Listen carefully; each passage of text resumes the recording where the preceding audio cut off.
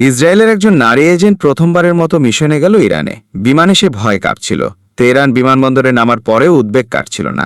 তবু বিপদে ভরা এই গোপন অপারেশন তাকে চালিয়ে যেতেই হবে।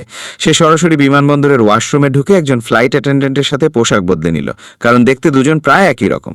তামার একবার ইউনিফর্ম গায়ে চাপাতেই কেউ বুঝতে পারল না সে আসলে ভুয়া। বেরিয়ে যাবে এমন সময় হঠাৎ একজন ইসরায়েলি মহিলার মুখোমুখি হলো। ইসরায়েলে বাধ্যতামূলক সামরিক সেবার কারণে দুজন একে অপরকে চেনে, কিন্তু তামার তাকে চেনার সাহস দেখাতে পারল না। ঠিক সেই মুহূর্তে বিমানবন্দরে নিরাপত্তা বাহিনী হাজির হলো। ভাগ্য ভালো, তামার ঝরঝরে ফার্সি বলতে পারে। কোনো মতে বেরিয়ে গেল। মহিলাকে টেনে নিয়ে যাওয়া হলো জিজ্ঞাসাবাদ কক্ষে।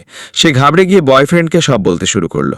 বয়ফ্রেন্ড তাড়াতাড়ি চুপ করতে বলল, কিন্তু ইরানি কর্মীরা ততক্ষণে সব শুনে ফেলেছে।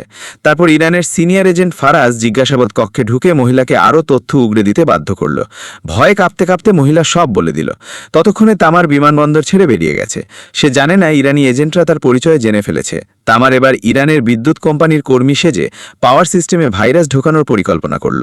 লক্ষ্য, সারা ইরানে 5 মিনিটের ব্ল্যাকআউট ঘটিয়ে মোসাদ সদর দফতরকে পারমাণবিক চুল্লিতে হামলার সুযোগ করে দেওয়া।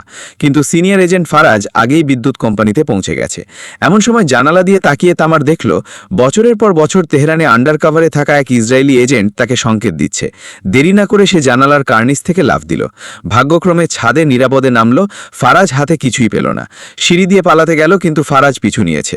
তামার প্রাণপণে রাস্তায় দৌড়ালো। ফারাজ যখন নিচে নামল, তামার তখন হাওয়া। নিরাপদ জায়গায় পৌঁছে সে সঙ্গে সঙ্গে মোসাদ সদর দফতরে পরিস্থিতির রিপোর্ট দিল। ঊর্ধ্বতনরা তাকে একজন সঙ্গী দেওয়ার সিদ্ধান্ত নিল। ইরানে আন্ডারকভারে থাকা এক হ্যাকার।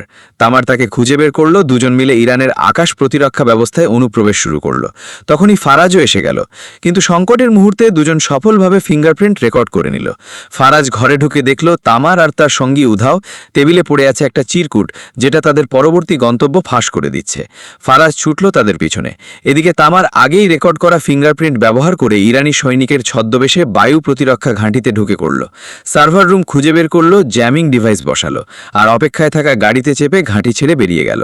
বন্ধুরা, তামার কি শেষ পর্যন্ত মিশন সফল করতে পারবে, নাকি ফারাজ তাকে ধরে ফেলবে?